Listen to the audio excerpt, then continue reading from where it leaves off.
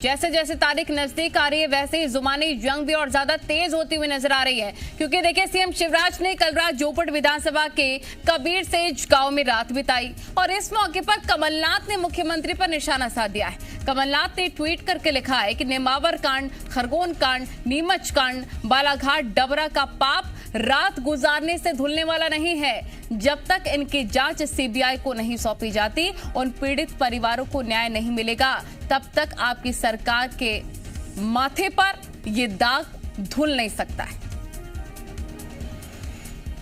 आकाश जी media reporter तमाम जानकारी के साथ लाइव जुड़ गया। आकाश, सीएम ने जोबट में रात बिताई, लेकिन पूर्व सीएम कमलनाथ ने इस पर आरोप और तंज कस दिया है। उन्होंने कहा कि जो दाग लगे हैं सरकार पर वो रात गुजारने से धुलने वाले नहीं है, यानी कि जैसे जैसे तारीख नजदीक आ रही है जुबानी जंग और ज्यादा तेज। और अगर वोट बैंक की बात कर लें तो आदिवासियों का कोई ज्यादा हितैषी ना बन जाए दूसरा, इसकी होड़ लगी हुई है।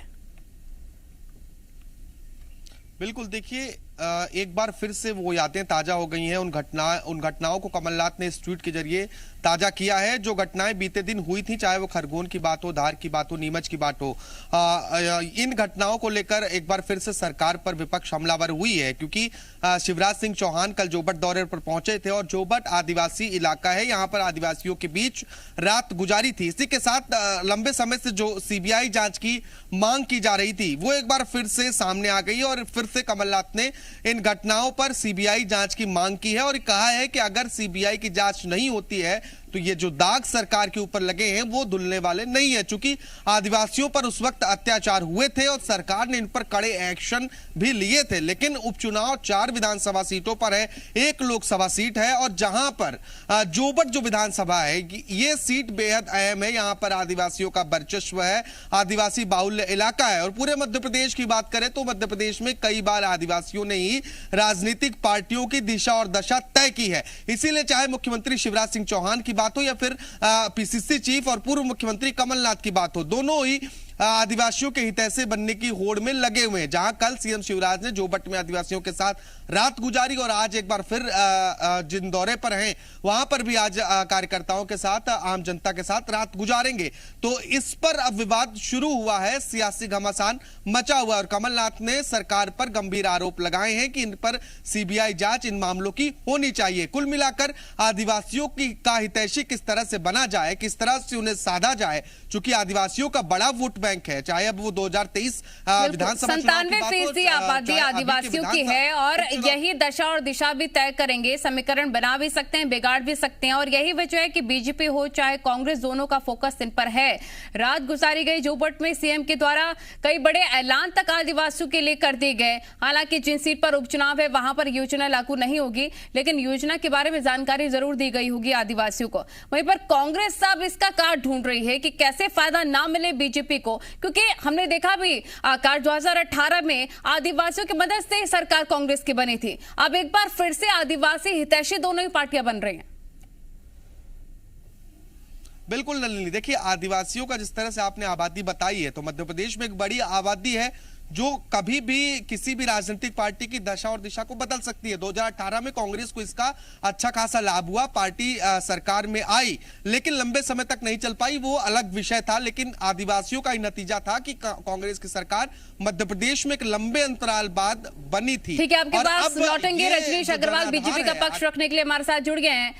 सर, उपचुनाव की तारीख ज्यादा दूर नहीं है, कल रात जोबट में सीएम शिवराज सिंह चौहान ने बिताई, लेकिन पूर्व सीएम कमलनाथ कह रहे हैं कि खरगोन, नीमच और निमावर का कांड इससे धुल नहीं जाएगा रात बिताने से।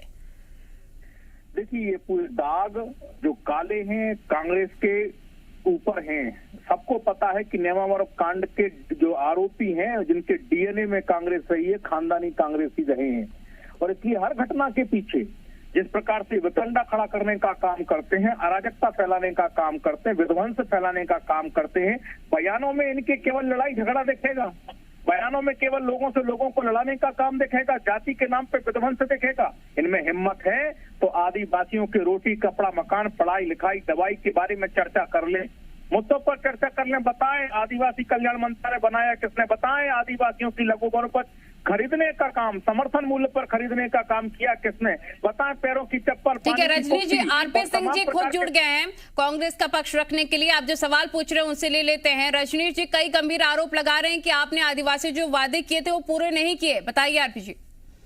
देखिए, सबसे पहले तो मेरे जो फाजिल मित्र हैं उनको बताइए कि उनकी सरकार का जो समय काल कितना है और हमारी सरकार जो 15 माह की रही थी, और जो जिक्र कर रहे हैं उनका मैं बाकायदा बिंदुवार जवाब दे सकता हूं।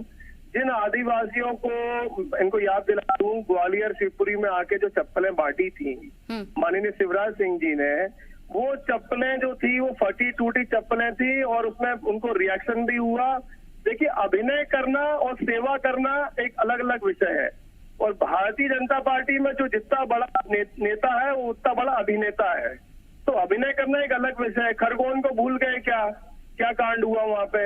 क्या वो छाप मिट गई क्या? आदिवासियों के खिलाफ किस प्रकार की कार्रवाई हुई? और सबसे बड़ी बात यह है कि ये जो पार्टी भारतीय जनता पार्टी है, इनका जनता से और अंत्योदय से कोई मतलब लेना देना नहीं है। नहीं, कैबिनेट की मीटिंग हुई आरपी जी, और आदिवासियों के लिए कई बड़े ऐलान सरकार ने किए हैं कि राशन उनके घर तक पहुंचेगा। आप कह रहे हैं अभिनय कर रहे हैं? देखिए, मैं आपको एक बात और बता दूं कि जहां तक घोषणाओं का सवाल है तो उनको तो अवार्ड मिल चुका है गिनीज बुक में। कम से कम 7,500 से 8,000 घोषणाएं उनकी पेंडिंग है। साथ ही साथ एक बात और बता दूं मैं आपको, आदिवासियों को अन्न नहीं मिल रहा है क्योंकि वहां पे जाकर जब वो अंगूठा लगाते हैं, अंगूठे की उनकी जो थंब इंप्रेशन होता है, रजनीश जी जल्दी से रिएक्शन, वक्त की कमी है। वो इसलिए मैच नहीं होता है कि देखिए, आदिवासियों को अन्न भी मिल रहा है, आदिवासियों को संबल योजना का लाभ भी मिल रहा है, आदिवासियों को पक्का मकान भी, शौचालय भी और तमाम प्रकार के जो योजनाएं केंद्र की और प्रदेश की उनका लाभ भी मिल रहा है। मैंने कहा, कल्याण मंत्रालय बनाने से लेकर और तमाम रोजमर्रा की जो उनकी लाभ की योजना है उन तक का मामला चर्चा कर ले। इनके पास में केवल बतौलेबाजी के अलावा कुछ नहीं है। और जो लड़ाने का काम आदिवासी बनाम 11 आदिवासी को लड़ाने का काम, आपस में बढ़ाने का, वोट डालो राज करो की नीति करने का काम, इनका केवल यही है। ये बताओ, आदिवासी की आदिवासी से लड़ाई हुई, आदिवासी ने FIR की, आदिवासी ने जांच की, तो गैर आदिवासी की लड़ाई झगड़ा का करने का क्या काम है? लेकिन उन्होंने आदिवासियों पर अत्याचार कौन कर रहा है? ठीक है रजनीश जी, आरपी जी बहुत शुक्रिया वक्त देने के लिए। वक्त की कमी है, माफी के साथ आप दोनों का शुक्रिया अदा करना चाहूंगे जुड़ने के लिए। आकाश हमारे रिपोर्टर जुड़े थे। आकाश, आपका भी बहुत शुक्रिया।